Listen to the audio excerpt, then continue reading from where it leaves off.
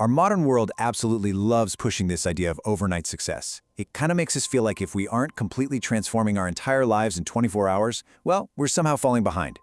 We want the fitness results today, we want that promotion tomorrow, and we want to be complete masters of a brand new skill by the weekend. But honestly, this all-or-nothing approach is exactly why so many of us just completely burn out. So let me ask you, have you ever tried to change your life in a single day only to just give up a week later? If you're nodding your head right now, trust me, you are definitely not alone. Our source material today actually unpacks this brilliant little narrative about a boy named Martin. Now, Martin had massive dreams. If he started studying, he wanted to be the absolute top student in his class in just a few days. If he picked up a new skill, he expected total mastery in a week. But inevitably, when that impossible timeline didn't happen, because of course it didn't, he would just quit in absolute disappointment. Section 1. The illusion of quick results. Why fast fails. I mean, expecting mastery in a single week sounds fantastic, right? We would all love that, but the inevitable reality? It's just disappointment and quitting. By setting the bar impossibly high for immediate results, Martin was literally guaranteeing his own failure before he even really got started.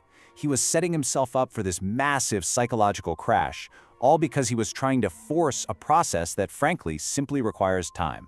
Deeply frustrated by all of this, Martin goes to the edge of his village to speak with this wise old man who is famous in the area for his insight.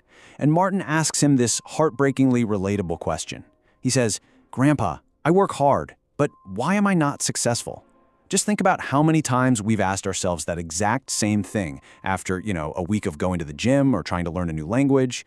Well, the old man didn't give him a shortcut. Instead, he just smiled and told Martin to meet him before sunrise the very next morning. Section 2. 3 Lessons in Patience. Wisdom from the Field. So the next morning, the old man takes Martin out to a field and points to a tiny seedling. Martin is, well, pretty unimpressed, but the old man explains he planted it 6 months ago. On day 1, or really even at month 1, the growth was basically invisible. You'd look at it and think absolutely nothing was happening. But by watering it just a little bit every single day, over 6 months, the difference became undeniable. And the lesson builds from there.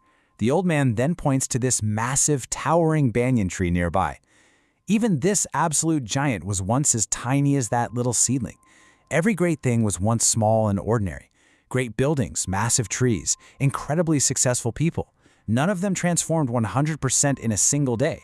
They just got a tiny bit better, day by day, compounding over time. For the third lesson, the old man hands Martin a stone and tells him to break it.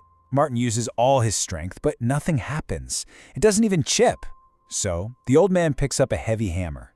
He hits it once, twice, 10 times. Even after 10 heavy, exhausting hits, that stubborn stone remains completely intact. You'd think all that effort was totally wasted. But the old man doesn't stop. He keeps hitting it, and finally, it splits perfectly in 2. Now, this leads to one of the most profound insights in this entire explainer. The old man tells him, people see the final strike and think the stone broke because of that one hit. But the absolute truth, every single strike before that weakened the stone from the inside out.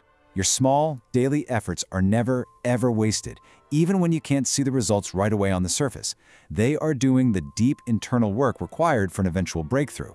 And for Martin, this was a massive light bulb moment. Section 3. The 1% Rule. A mindset shift. So what is this new mindset? It's the 1% rule. The practice of improving just 1% every day, rather than trying to change 100% in a single day. Martin stopped looking for the overnight miracle. He finally dropped the exhausting expectation of instant mastery. Instead, he made a quiet, steady promise to himself. Just be a tiny fraction better today than you were yesterday. Section 4. The Power of Compounding. Small actions, big results. Martin took his overwhelming goals and just dramatically shrunk them down into tiny, super achievable daily actions. Instead of agonizing over a grueling hour of studying, he committed to just 15 minutes. Instead of forcing himself to read 100 pages, he simply read 2 pages. And instead of running a punishing 10 kilometers, he dropped down and did just 5 push-ups. He basically made the barrier to entry so low that it was practically impossible for him to fail. He tricked his brain into just getting started. And as you'd expect, those tiny, seemingly invisible changes began to stack on top of each other. Day 1, he studies for 15 minutes. Day 2, he pushes it just a tiny bit to 16 minutes.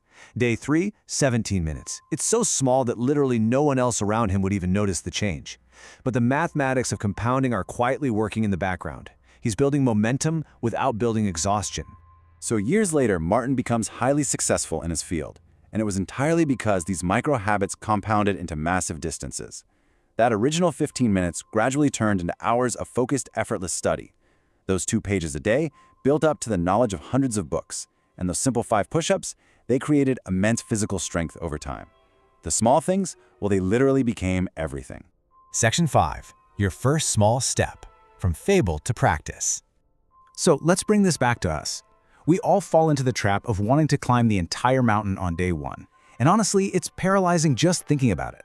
But the true, proven path to success is simply starting with the very first step. People fail because they want to start too big. Success comes to those who are willing to start remarkably small and just keep going, day after day.